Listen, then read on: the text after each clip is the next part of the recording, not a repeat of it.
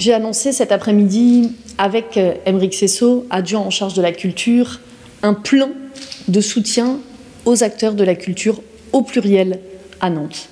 D'abord l'urgence, le court terme, c'est de venir soutenir les artistes, les associations, les structures culturelles qui, vous le savez, à Nantes sont nombreuses et diverses.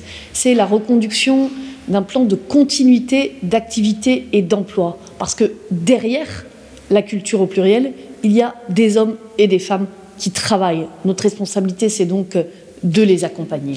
C'est ensuite de s'adapter au maximum aux conditions sanitaires telles qu'elles existent aujourd'hui. Et donc de dire que nous serons présents pour accompagner les formes hors les murs, comment en dehors des structures, la culture doit continuer à s'exprimer. Et puis être prêt dès maintenant pour la réouverture quand elle sera rendue possible.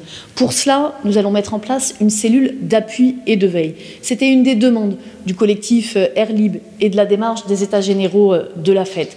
Pouvoir travailler collectivement pour être prêt, pour être force de proposition. Pour ces deux premières étapes, le court terme et le moyen terme, nous débloquons aujourd'hui, nous proposerons au vote du prochain conseil municipal un fonds d'1 million d'euros.